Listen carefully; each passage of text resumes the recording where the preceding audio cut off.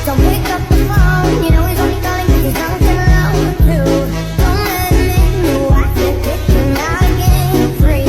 Don't be afraid, you know you're gonna wake up in his bed in the morning. Halo teman-teman, jalan-jalan ke Pulau Sumatera. Jangan lupa singgah di Tuan di Bukit Tinggi. Assalamualaikum untuk semuanya. Izinkan saya untuk memperkenalkan diri.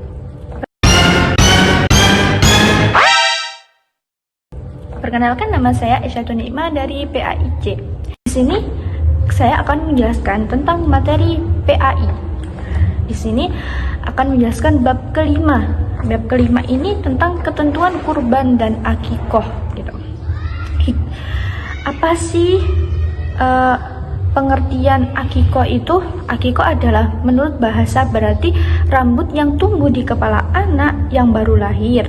Sementara menurut istilah adalah hewan yang disembelih karena kelahiran seseorang anak. Jadi kesimpulannya gini, kita mengakikohkan anak kita dan akikohnya itu berupa kalau laki-laki itu 2 kambing, kalau perempuan itu yang perempuan tuh 2 kambing, yang laki-laki 1 kambing gitu ya. Nah, proses tersebut malamnya itu kan ada kayak syukuran, dan syukuran itu kita harus memotong, sebagai syaratnya memotong rambut bayi tersebut gitu, dan sambil mendoakan supaya anaknya menjadi soleh dan solihah dan bermanfaat untuk semuanya gitu.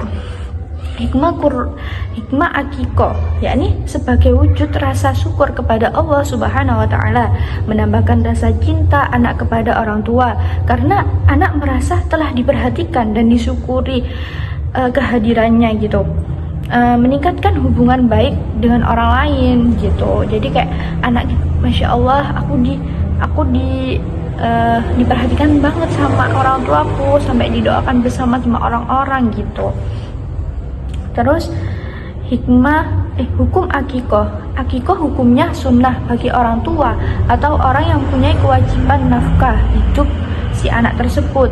Dalam sabda Allah Subhanahu wa Ta'ala, yakni artinya semurah perkataan Nabi Muhammad SAW bersabda, setiap anak tergodai dengan akikohnya yang disembelih baginya pada hari ke-7, dicukurkanlah rambutnya dan diberi nama, dan di situ ada kayak meresmikan nama tersebut gitu.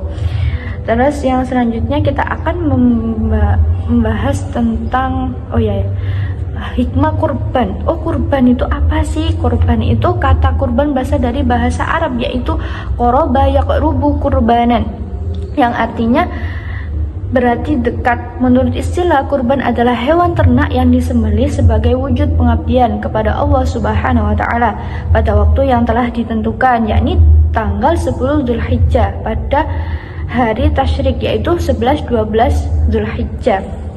Hikmah kurban bagi penerima bagian kurbannya yakni 1. Menambahkan keimanan dan ketakwaan kepada Allah Subhanahu wa Ta'ala, bertambah gairah dan semangat dalam hidupnya, itu yang penerimanya.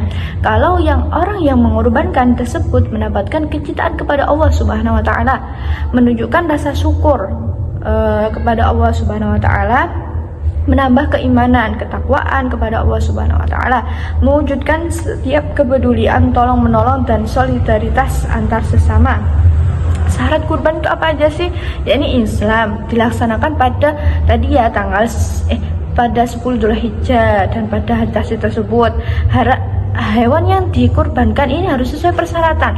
Nah, di situ hewan yang diperbolehkan untuk berkurban yakni seperti domba, kambing, sapi, unta gitu.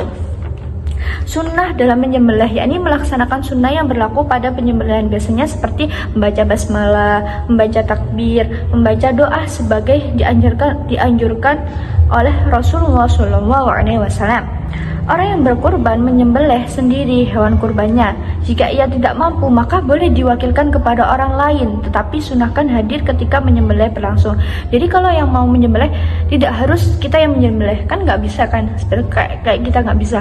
Kita mewakilkan kepada orang yang sudah ahli untuk menyembelih itu, gitu. Hukum kurban adalah sunnah muakkad, artinya sangat dianjurkan bagi orang yang mampu. Dalam Al-Quran, Allah Subhanahu wa Ta'ala memerintahkan umatnya untuk berkurban, sebagaimana dijelaskan dalam surat Al-Kautsar ayat 1-3. Sekian penjelasan dari saya. Apabila ada salah, mohon maaf sebesar-besarnya. Assalamualaikum warahmatullahi wabarakatuh.